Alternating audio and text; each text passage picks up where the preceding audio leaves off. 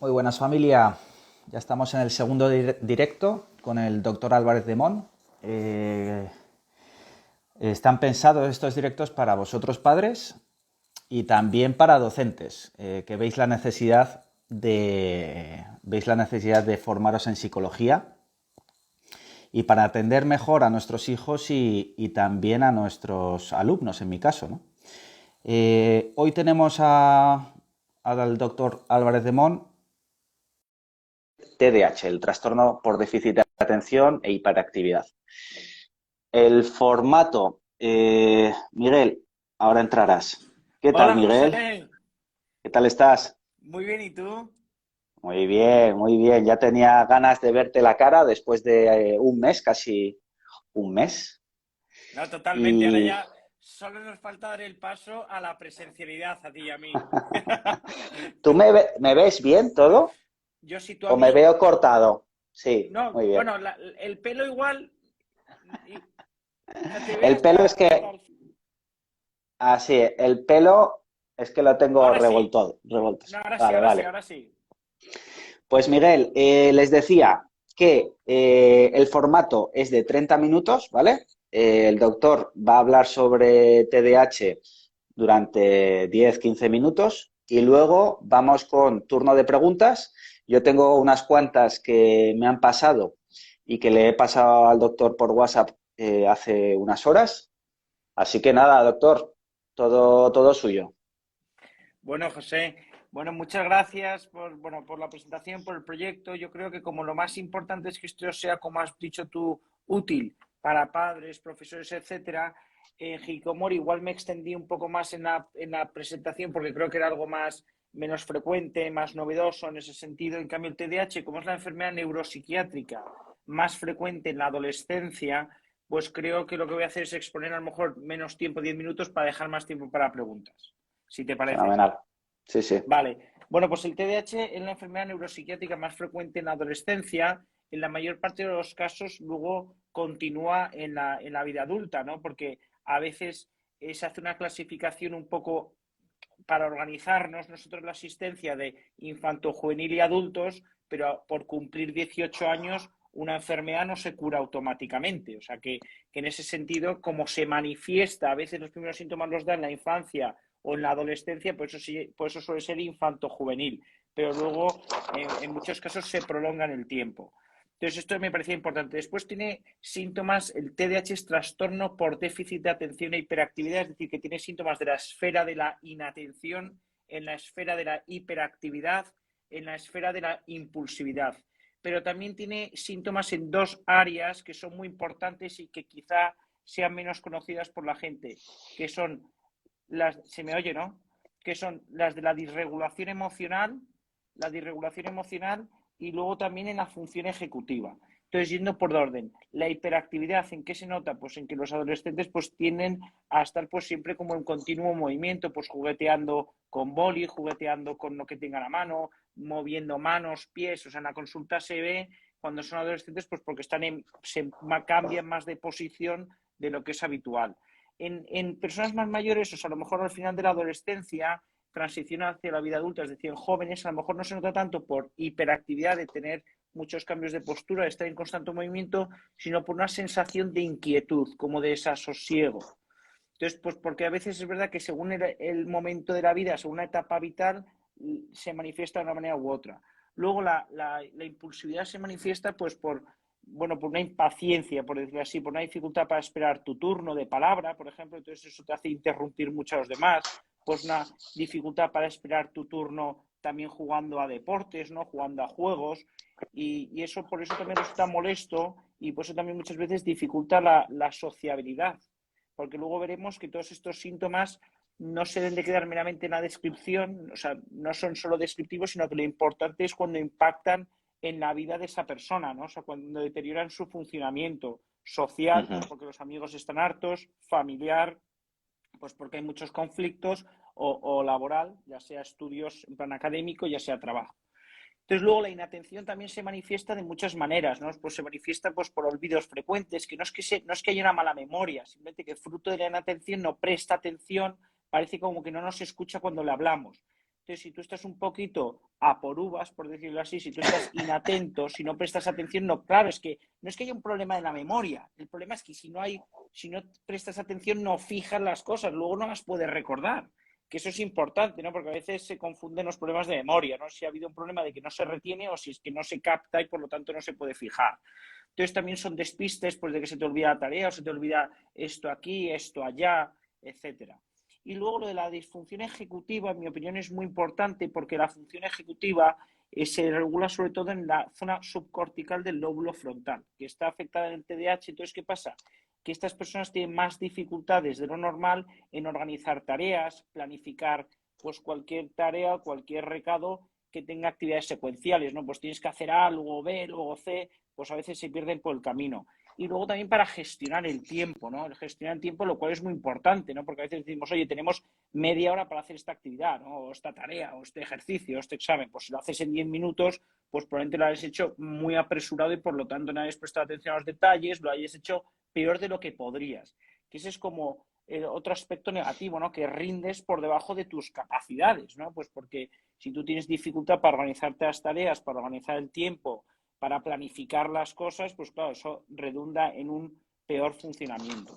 Y luego ya, por terminar así de describir un poco el plano sintomático, también está la disregulación emocional. La disregulación emocional quizás sea lo menos importante y sobre todo quizás sea lo menos específico, ¿no?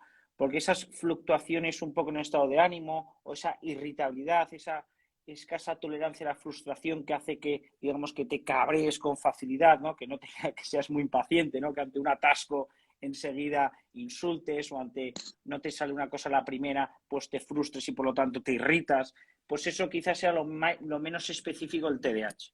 Entonces, habiendo hecho esta descripción rápida de lo que son los síntomas y de las distintas áreas en las que se manifiesta, siempre te diría, pues, ¿cómo hacemos, cómo diagnosticamos TDAH? Porque esto me parece muy importante. El diagnóstico siempre, siempre lo más importante es clínico, clínico. O sea, en psiquiatría, en general, en medicina, el diagnóstico es clínico. Es decir, que podemos tener pruebas complementarias, pruebas de imagen o pruebas de cualquier tipo que nos ayuden a diagnosticar, pero normalmente el diagnóstico es clínico. Entonces, nosotros tenemos escalas que en el caso del TDAH son muy útiles porque además hay muchas escalas que a lo mejor, no sé si te es una tira Conners, bueno, pues esa es una típica que nosotros utilizamos en consultas que a veces le pedimos a los profesores que rellenen, porque hay algunas escalas para el TDAH que es muy útil que rellenen tanto los profesores en el colegio como los padres, porque al final así tienes una opinión o un punto de vista de los profesores que te hablan mucho de su funcionamiento en el colegio, de los padres que te hablan de su funcionamiento en casa y luego tú tienes la impresión clínica de la consulta.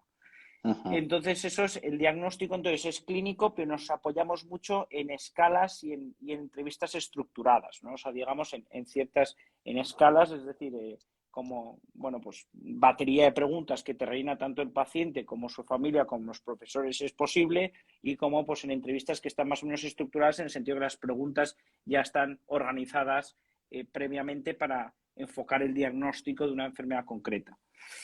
Entonces, pues bueno, ¿qué es lo que cuando tenemos una sospecha de TDAH, qué es lo que hay que hacer? Pues hombre, lo primero, ver a esa persona en consulta, estudiarla, eso es lo primero, y ver. ¿Por qué? Pues porque hay muchas veces que lo primero que hay que descartar es que no sea otra cosa o que no sea una variante de la normalidad. El TDAH, no lo he dicho, pero tienen que estar presentes estos síntomas durante al menos 6 meses. O sea, en psiquiatría el criterio temporal es muy importante. Porque, por ejemplo, cuando hablemos de depresión o hablemos de otras cosas, o cuando ya hablamos de hikikomori en el primer vídeo, el patrón temporal es muy importante porque a todos nos puede pasar, es normal, una variante de normalidad es que una racha, por una circunstancia o por otra, pues te pase esto o lo otro, o sea, manifiestes unos síntomas. Por eso el patrón temporal es muy importante. Entonces, todo esto tiene que estar presente durante al menos 6 meses. Y sobre todo tiene que impactar en tu vida, es decir, tiene que deteriorar tu funcionamiento, insisto, en todas las esferas, ¿no? Pues con los amigos, que esos al final son muchas veces adolescentes que tienen deseo de socializar, pero es que están teniendo problemas, dificultades en la interacción y en hacer amigos y en mantenerlos. Pues también se frustran mucho porque a lo mejor están rindiendo por debajo de sus posibilidades a nivel académico. Y luego en casa, pues a veces fruto de esa impaciencia, fruto pues de esa hiperactividad, de esa inatención, pues al final también tienen muchos conflictos en casa y broncas innecesarias que merman la relación. Luego, tengo la sensación de que me estoy enrollando, pero bueno, tú me cortas. No, no, no, que va, que va. Llevas 10 minutos, Vale, vale, Miguel. entonces, voy a dar algún dato más que es interesante. Yo disfruto mucho dando clases, que a mí me No, encanta. no, dale, dale. Se nota ahí tu rama No, docente. claro, a mí me gusta, es verdad que no es a full time, pero yo disfruto mucho.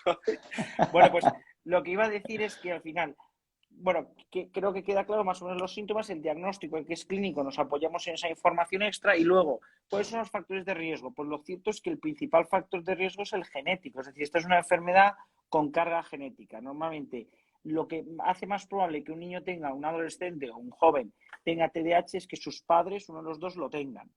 Eso por un lado. Luego también, ¿cuáles son otros factores de riesgo? Pues una cosa que se ha visto que aumenta mucho el riesgo de desarrollar un TDAH a lo largo de la vida es alcohol y tabaco durante el embarazo.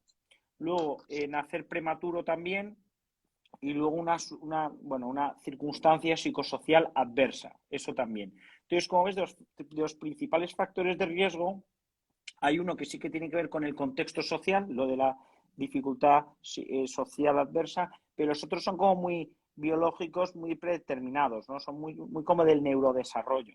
¿Puedo Entonces es hacerte una verdad que, pregunta, Miguel? por supuesto, Eh, ¿Puede ser el uso de la tecnología un factor de riesgo? no para causarlo. Yo no diría que para causarlo. Lo que pasa, y esto es de lo que vamos a, si quieres, me meto ya en ese detalle, ¿no? Porque muchas veces, ¿cómo diferenciamos de la normalidad? Pues mira, una cosa que se nota mucho es que, como en el TDAH lo que hay es, bueno, un problema, una afectación de la neurotransmisión, vamos, noradrenérgica y dopaminérgica, a veces el circuito de recompensa está alterado, y bueno, y también una serie de cosas que hace que midan mal los riesgos. Los miden mal porque muchas veces necesitan chutes de adrenalina mayores para sentir una vivencia como el resto de personas. Entonces, es por ejemplo, una cosa que a mí me llama mucha atención en consulta, ¿no? Porque dices, bueno, es que eso me pasa a mí también, ¿no? Eso nos pasa a todos. Se nota mucho, las personas con TDAH tienen muchas veces más problemas de multas de tráfico, por ejemplo. ¿Por qué? Pues porque ¿Qué muchas veces dices? conduciendo a una velocidad normal se aburren soberanamente. Entonces, ese riesgo de si me pillan o no me pillan, ese llevar el coche un poco al límite, pues es que hace, porque necesitas un estímulo mayor para sentir lo mismo que los demás. Entonces, ¿qué pasa? Que circular a 120 por una autopista es bastante rollo. Entonces, tienes que buscar el límite en otro tipo de cosas. Por Pues eso, pues bueno, quizá tenga TDAH, ¿eh? O sea que, no por una cosa, ¿no? Por eso digo que siempre hay que ponerlo todo en contexto, ¿no? Pero por eso a veces, desgraciadamente, se asocia bueno, pues a más accidentes de este tipo, más accidentes laborales, pues a veces por descuido, pero a veces por asumir riesgos innecesarios, ¿no? Y luego, pues bueno, muchas más cosas, pero que casi prefiero preguntar porque si no es que a lo mejor venga, me extiendo por Miguel, donde no si te importa tanto. parece, llevamos 12 minutos, termina y media. Este es el formato que además súper acordado. Entonces, Brevemente, Miguel, si me dejas sí, brevemente, solo dos dale. pinceladas que se me ha olvidado hablar. Pinceladas del tratamiento. Entonces, el tratamiento, en mi opinión, hay que individualizar el caso. Lo primero hay que asegurarse bien del diagnóstico y, en mi opinión, tiene tres ramas. Uno, el tratamiento tiene que ser mucho la parte psicoeducativa de promocionar hábitos saludables, porque además esto desgraciadamente se asocia a consumo de sustancias en un porcentaje. Luego veré, a lo mejor me preguntas por qué, porque a lo mejor tiene que ver con la pregunta que me hacías de tecnología, ¿no? A mí me da Sí, mucha pena que esta sociedad, en mi opinión, a veces somos un poquito, pues no sé cómo decirlo, a nivel de sociedad falsos o lo que sea, ¿no? Porque a veces glamuraliza, ¿no? O sea, como que promocionamos en películas o en series que la gente jóvenes consuman alcohol, cannabis o lo que sea, pero luego desgraciadamente hay algunas personas, como por ejemplo las que tienen TDAH, que son más vulnerables a engancharse. Entonces, ¿qué pasa? Que el TDAH en concreto se asocia como comorbilidad, se asocia a consumo de sustancias. Entonces, es importante el tratamiento psicoeducativo, promocionar estilos de vida saludables. Dos, psicoterapéutico en el sentido de que es importante dar estrategias, trucos como para compensar esos déficits. Y tercero, el farmacológico, que tiene dos grandes ramas, que sería lo que a lo mejor os suena de estimulantes y los no estimulantes. Los estimulantes que serían pues los derivados anfetamínicos tipo lesdexanfetamina y luego el metilfenidato que hay que es de liberación inmediata, de liberación prolongada, etcétera. Y luego están otros, bueno, que tampoco sé si merece la pena entrar en detalles. vale. Pues venga, tengo una tanda así buena de preguntas, más las que te envié por WhatsApp, que bueno. Entonces, de hecho, tenemos aquí en el directo a uno de los que nos preguntó, una persona con bastante éxito profesional, diría que increíble su éxito profesional, y le detectan con 27 años. No tiene nada que ver con la adolescencia, pero es una pregunta que me ha hecho que me ha parecido muy interesante, ¿no? Haciendo una MBA, le recomiendan, bueno, le dicen que diagnostican que tiene TDAH, y él dice, mira, he estado 27 años sin tomar nada, y he estado en bastantes empresas de éxito y muy bien, y él decide no medicarse, y está sin medicarse. O sea que, ¿qué opinas del tema de la medicación? ¿Hay que tomarla, no hay que tomarla? ¿Cuál es tu opinión? El tema de la medicación, que es un tema así delicado. No, una pregunta muy buena. En mi opinión, aquí hay, en mi opinión, en psiquiatría hay dos temas clave que son, uno, la funcionalidad y dos, el sufrimiento, el malestar. Si algo te hace sufrir o te causa malestar, creo que merece la pena tratarlo. Si algo afecta a tu funcionamiento, si algo pues hace que que rindas peor en el trabajo, en tus estudios o que tengas problemas familiares o con los amigos, creo que también merece la pena tratarlo.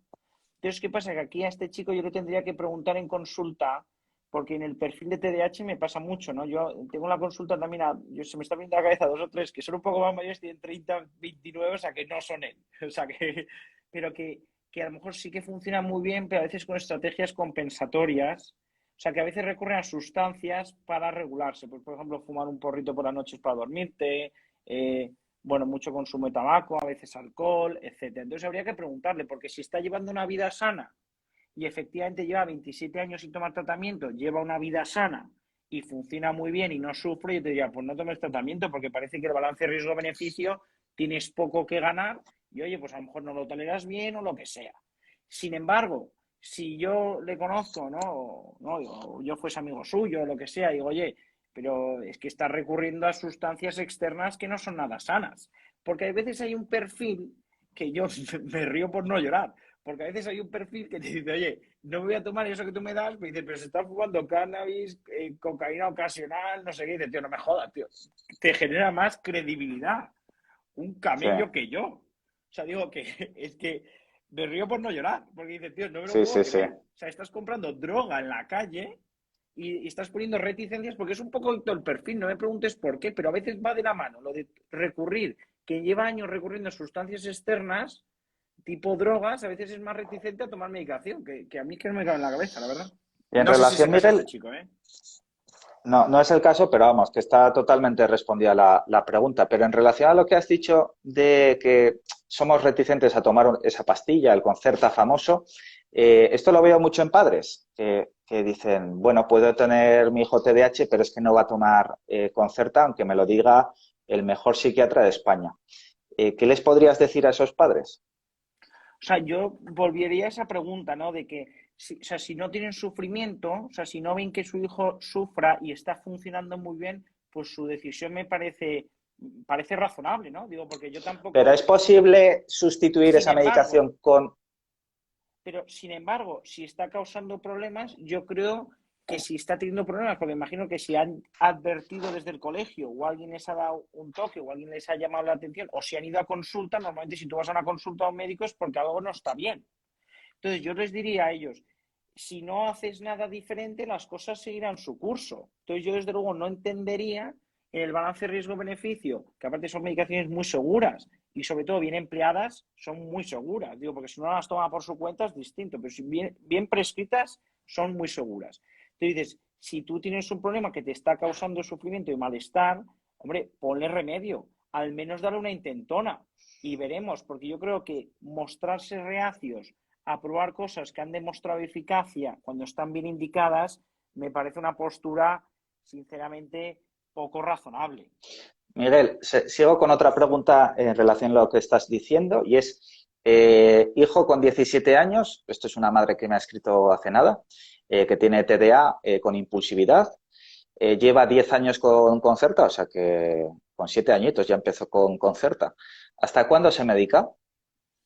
Hasta cuando también lo marca un poco la clínica. O sea, en el sentido de que muchas veces, con el paso del tiempo, la maduración y precisamente el aprendizaje de toda esta serie cosas que se pueden aprender en psicoterapia, todas estas medidas como de contrapeso, ¿no? Pues yo qué sé, llevar agenda, entrénate en cuando vayas a hablar, aguanta 5 segundos y si sigues pensando que es importante o necesario que lo digas en ese momento, dilo, pero si no, cállate, o sea, etcétera, etcétera. O sea, si tú das muchas pautas, las vas entrenando, pues muchas veces todas estas estrategias que aprendes suplen esa carencia que tienes o ese déficit que tienes. Entonces, la duración del tratamiento lo marca la clínica. Entonces, normalmente cuando el tratamiento ya no es necesario, empieza a notar, o sea, si ese niño de 17 años ya no necesita tratamiento, probablemente ya se empieza a notar un poquito aplanado, como un poco embotado, o sea, como demasiado frenado. Vale, O sea, que yo le diría vale, vale. que él mismo será capaz de decir, oye, esto noto que ya no me hace el efecto que antes porque ahora me deja frenado o ya no noto el beneficio. Entonces quizás sea, Ok. oye, pues ya llega el momento de dejarlo.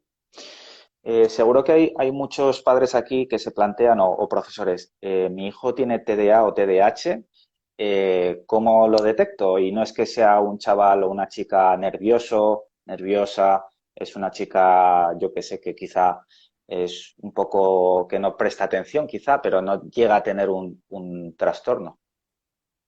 Bueno, pues normalmente el TDAH, como va a salpicar a distintas áreas de la vida, normalmente también su hijo o su hija, pues también de alguna manera se va a quejar en casa, o sea, a lo mejor no directamente diciendo, oye, creo que tengo algo porque me pasa esto, no creo que sea capaz de hilar, ¿no? De hilar causa-efecto y tal, ¿no? Pero sí que se quejará, pues, oye, de que hay ruptura de amigos, que, oye, que no me integro ni en un grupo ni en otro, he hecho un cambio de colegio y me adapto mal, o me han echado el problema del equipo de fútbol del colegio, pero también del equipo de fútbol del barrio. O sea, es como que pasa una serie de cosas y dices, oye, se ve que no es el problema no está en el colegio, o sea, no está en el colegio como institución, porque también los tienes con los amigos de la urba. O, oye, que es que en casa también vamos con muchos conflictos, ¿no? O sea, de alguna manera tú contrastas lo que le pasa a tu hijo con lo que le pasa a otros hijos o de su pandilla, o lo preguntas en el colegio y dicen, oye, pues efectivamente esto no es el patrón habitual, se sale de lo normal. Entonces ahí es cuando yo diría, oye, ahí yo creo que es cuando hay que levantar la mano y decir, si el adolescente no lo hace por iniciativa propia, que sean los padres los que pidan ayuda, porque creo que cuando algo no está yendo bien o algo se sale normal, creo que es bueno consultar. A lo mejor te dicen, oye, espérate, tranquilidad, lo veo bien, lo veo normal, ok. Miguel, hay una pregunta No, recurrente no y sé es si he que, contestado, ¿eh? sí, sí, totalmente. Yo por lo menos me ha quedado bastante claro. Hay una pregunta recurrente y es que hay veces, ¿no?, que empiezan a medicarse y les funciona fenomenal y otras veces que no. Y que me preguntaba unas cuantas madres, ¿cómo mantener la autoestima con aquellos hijos que tienen TDA, TDAH y que se esfuerzan, que estudian, pero joder, siguen sacando malas notas, malas calificaciones? ¿Cómo mantener esa autoestima? Decir, oye, venga, ánimo, que esto es un recorrido quizá un poco largo. O sea, de cara al tratamiento, primero una cosa que es verdad que no siempre se acierta a la primera, ¿no? De hecho, cuando aciertas a la primera es como súper agradecido porque quedas súper bien, ha dicho acierta a la primera, cuando en realidad a lo mejor lo que has tenido suerte porque era un caso más fácil. No es que tú Sí. seas especial, es que era, bueno, pues gracias a Dios era un caso más fácil. Digo, porque va mejor y la familia y el adolescente en cuestión pues está mejor enseguida. Pero cuando las cosas no van bien a la primera, también hay que tener paciencia porque a veces tardan semanas en hacer efecto el tratamiento, pero si se han probado distintas líneas de tratamiento o incluso, oye, que llevo así varios meses o llevo un año no mejoro, y después de un año he cambiado de psiquiatra y dices, oye, que tampoco han dado con la tecla, o pues yo ahí lo que haría también es ajustar expectativas, ¿no? O sea, en el sentido de que creo que también si ves que desde el punto de vista médico lo has intentado, en el sentido de que has esperado un año, dos, o has consultado incluso con dos especialistas distintos, ¿no? Tú has puesto todo de tu parte en ese sentido, y ves que el rendimiento sigue estando por debajo, es que efectivamente eso frustra mucho, sobre todo cuando hay esfuerzo por parte del adolescente. Entonces yo diría ahí ajustar expectativas, ¿no? Y sobre todo buscar esas zonas o esas áreas de la vida en las cuales sí triunfe o sea más exitoso. Porque a lo mejor no todos tenemos que ser o destacar en lo académico, pero a lo mejor sí que puedes destacar en otras áreas de la vida, etcétera, ¿no? O a lo mejor en la actividad extraescolar más habitual, pues no enganchas, pero sí en otro tipo de actividad extraescolar. Yo te diría, buscar actividades que sí que se le den bien o buscar actividades que les sean gratificantes y ajustar expectativas. Me encanta la idea. Miguel, ¿hay alguna relación con el TDAH con los trastornos alimentarios? Joder, pues, bueno, pues yo ahí estoy un poco sesgado en el sentido que no sé si, yo creo que alguna vez te he contado que yo en el Hospital Infanta Leonor veo 2 días a la semana trastornos de la conducta alimentaria y 2 días a la semana trastornos del humor, sobre el estado de ánimo y tal. Entonces, ¿qué pasa? Claro, los pacientes con trastornos de la conducta alimentaria veo mucho la asociación de TDAH y trastorno de la conducta alimentaria. Y de hecho suele ser muy agradecido porque muchas veces ese picoteo a veces pasa en la anorexia o en la bulimia, pero es más típico a veces con la obesidad o con la bulimia por la impulsividad. ¿Qué pasa? Que a veces, muchas veces ese picoteo, ese me voy y me doy un atracón, o sea, muchas veces tiene que ver con ese no poder parar quieto, estar de aquí para allá, esa sensación de inquietud, como que buscas algo que lo calme y tal. Entonces, eso habitualmente responde bastante bien al tratamiento. Entonces, sí que está asociado en un porcentaje de las veces, que puede variar, pero sí que eso habitualmente responde bastante bien al tratamiento. O sea, cuando tú tienes un problema de conducta alimentaria como secundario al TDAH, normalmente responde bien cuando mejora el TDAH. Pero Em, sobre todo va a ser más bien bulimia u obesidad, no tanto anorexia nerviosa. bueno, estos son temas que tendremos que tratar en un siguiente directo, ¿eh, Miguel? Bueno, los trastornos de la conducta alimentaria son, yo creo que en población adolescente después del TDAH están los trastornos de la conducta alimentaria y desgraciadamente suelen tener un impacto mayor sobre la vida y la familia del adolescente en cuestión.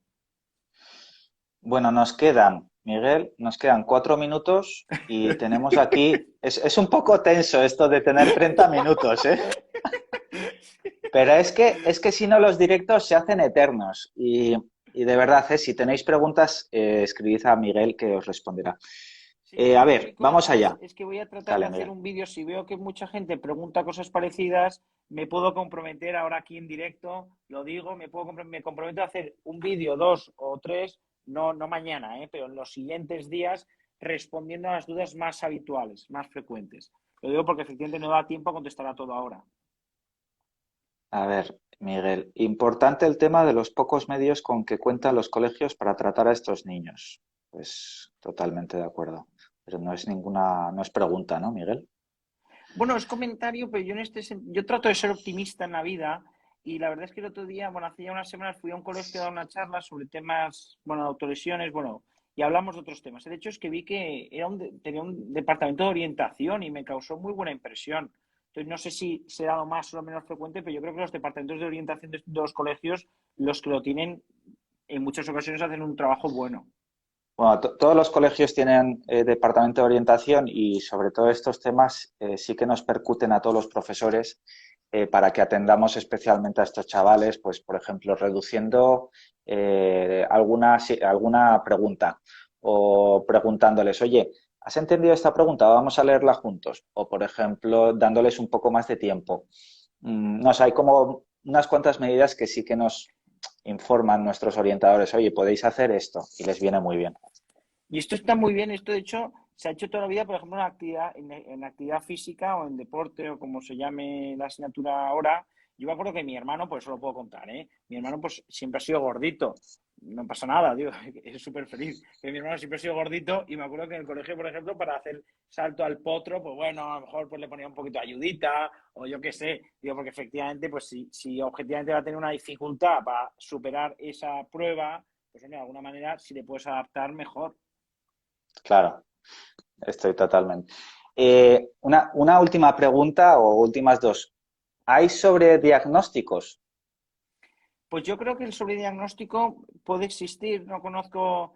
Las estadísticas al final poblacionales son a veces difíciles, pero yo creo que el sobrediagnóstico puede resultar de dos factores. Uno, o un factor, sobre todo normalmente es cuando un psiquiatra se siente como muy presionado por la familia, porque de alguna manera a veces la familia nos pasa a todos los que somos padres, ponemos las expectativas de que la solución o la causa de un problema, de un sufrimiento, o sea, encontrar la causa de un sufrimiento, de una problemática, a todos nos alivia. Entonces, a veces, si tú vas a la consulta con las expectativas puestas de que, joder, ojalá digamos que no, mi hijo o mi hija, la que esté sufriendo, ojalá tenga TDAH porque así todo esto se resolverá. Entonces, ¿qué pasa? Que a veces te meten mucha presión y a lo mejor pues puede haber psiquiatras que caigamos o que caigan en un diagnóstico, digamos, fácil no porque dices, joder, pues te presiona de alguna manera. Entonces puede ser, sí. Pero también es que a veces a todos nos pasa con todo. Yo he tenido en septiembre un hijo ingresado por otro tema de neumología, pero que a todos como que nos gusta poner nombre a las cosas. Entonces, el no poner un nombre a algo, yo creo que nos incomoda. Tú dices, ¿puede estar Claro. sobrediagnosticado? Pues sí, quizás sí. Bueno, yo sé por alguna persona que toma Concerta sin tener TDAH para estudiar más enfocado. ¿Eso lo has escuchado Eso alguna vez? sí, no, lo he escuchado mucho. De hecho, bueno, sí, pero y desgraciadamente, o sea, antes he querido pasar de puntillas porque no quiero dar ideas o no quiero incentivar, pero a veces el concepto también, bueno, no lo he querido decir expresamente pues para no dar ideas, pero bueno, yo creo que nuestro público es más bien adultos, ¿no? Entonces no pasa nada. Pero a veces también se ve más en niñas que en niños. Tomar concepto fuera de ficha técnica, es decir, me lo consigo por mi cuenta, no me lo prescribe un médico porque quita el apetito, sobre todo las primeras semanas, entonces de alguna manera es una forma fácil de adelgazar, que no es la manera, ¿eh? No es la manera. Entonces a mí me parece que tomar medicación sin la indicación de un médico especialista en ese área, a mí me parece un riesgo tremendo. Y eso es lo que, precisamente cuando se toma la medicación sin estar bien prescrita es cuando aparecen los problemas, que si la dependencia, que si lo otro, que si... Entonces, ¿qué te parece? Mal, me parece mal. O sea, me parece mal porque me Ujú. parece una frivolidad. Una frivolidad además me parece que quien lo haga creo que no es consciente de las consecuencias que eso puede tener. Porque esta medicación, como cualquier medicación, quiere decir que si tú te empiezas a tomar aspirina sin que esté indicado, vas a tener una facilidad tremenda a desangrarte ante el mínimo golpe, etcétera, etcétera. No podría poner mil ejemplos. Lo que quiero decir es que dices, tomar Concerta como, sin tener TDAH, sin que me lo haya dado un médico ni un psiquiatra, simplemente como para aumentar mi concentración, me parece un error. Vale. Y gordo, ¿eh? O sea, gordo.